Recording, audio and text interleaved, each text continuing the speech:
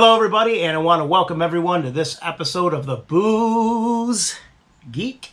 My name is Chuck. I am your host. So this is it. We have reached the end. We have reached the climax of our New Holland Brewing Dragon's Milk Portfolio Tasting Extravaganza. This is it. We've done it. This is number 4. So as a quick recap, on the first episode of this series, we tasted and reviewed the one, the only, the OG, the original Bourbon Barrel-Aged Dragon's Milk. On episode 2, we tasted and reviewed the first offshoot, which was the Bourbon Barrel-Aged Dragon's Milk White. On episode 3, the penultimate episode, we tasted and reviewed the first of a limited release reserve version, which was the Dragon's Milk Rum Barrel-Aged.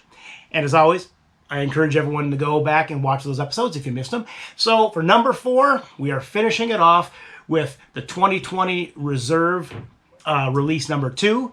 This is the Scotch Barrel-Aged version with marshmallow and dark chocolate. So I'm getting a little hint of a campfire vibe with this one. We're going to find out. So for starters, so this Scotch Barrel-Aged, the ABV on this one is identical to the original release at 11%, although it's still lower than the Rum Barrel-Aged, which was 12.5%. And the IBU is roughly the same at 30 as well of the original release. So, you know what? I'm going to keep the party train rolling through one more episode, and let's do this. Let's crack the top on this one, give it a pour, and let's have some fun. And hopefully you guys have enjoyed this whole kind of extravaganza. But here we go. I'm doing it. This is it. Number 4. No stopping now. Just a hint of smoke there. Just a hint of smoke. Let's get a little pour going on this one.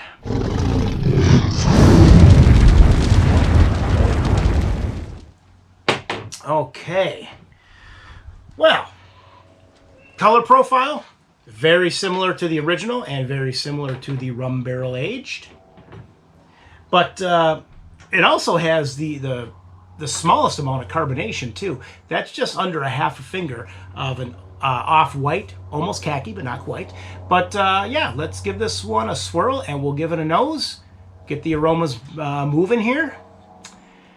I'm excited to try this, but I'm also kind of sad at the same time. This has been a fun little limited series, four-part series. Here we go. Okay. All right, what do we got here? Well, now this one, the aromas on this one, in my opinion, are the least potent of the 4, with the exception of the boozy alcohol aroma, which is coming through. That's extremely prominent. That's coming through pretty big. But I'm also getting a little bit of that dark chocolate. I'm getting a little bit of smoke and just a slight hint of peat from the Scotch barrels. Now, the Scotch barrels they used, I know it was, there was a few different ones. I know they used Scotch barrels from the Highland part of Scotland and also the Speyside part of Scotland. I don't know the percentage of each, but I know they kind of mixed it up a little bit. So we should be getting some of those notes. So let me get one more nose here. Yeah, it's now opening up a little bit more. But there's a little bit of vanilla coming through now too. Yeah, okay. So the moment of truth. Let's give this one a little sippy sip and see what we got on the palate. Ooh, this one is really unique. This one is very different than all of these. I mean, the Rum Barrel-Aged was different too, but this one even more so.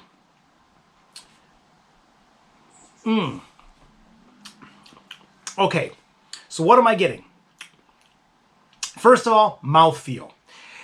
It's full. This one's full-bodied.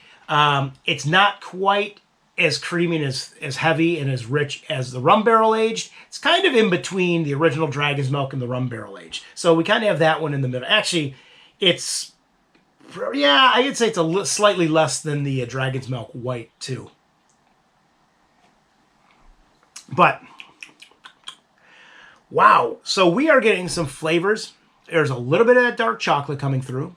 There's a slight hint of the marshmallow. I'm not getting as much of the marshmallow as I was hoping for, but a slight hint of the marshmallow. However, I am getting a little bit of smoke, and there is a cola quality that's really the forebearer of all the flavors.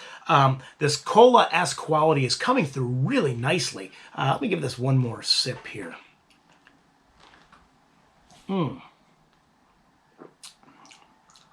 Yeah, there is definitely a cola-esque quality. Soft drink cola is what I'm referring to.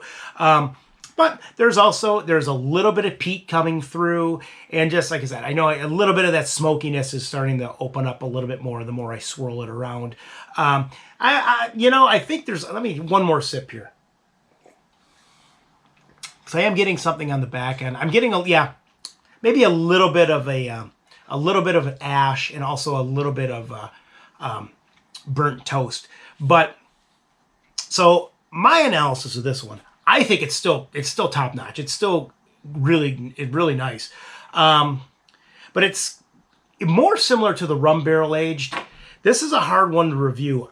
I like this one, but I think it's definitely lacking in certain areas, similar to the rum barrel aged. I don't think the balance is definitely off on this one. I was expecting more aromas of that, more of the chocolate, more maybe of the marshmallow, but I was also kind of expecting more complexity from the actual Scotch barrels.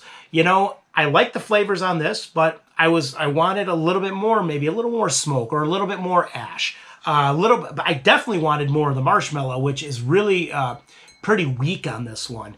But on the pint-o-meter, I think I'm going to end this one. I'm going to give this a 7, just like I rated the rum barrel. It's a great experimental beer. I like it.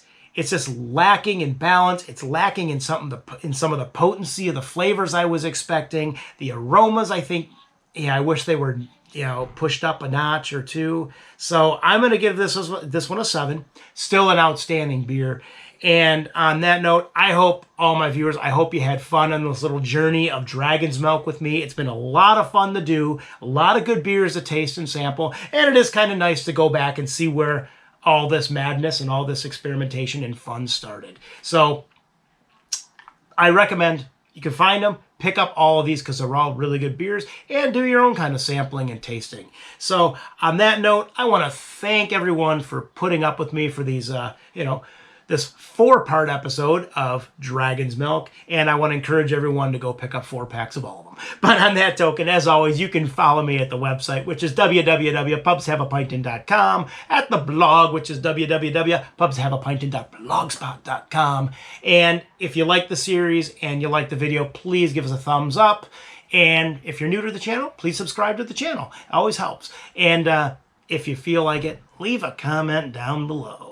And I want to thank everyone for tuning in. We will see y'all in the next episode. And as always, raise a pint, cheers, PROST, and enjoy.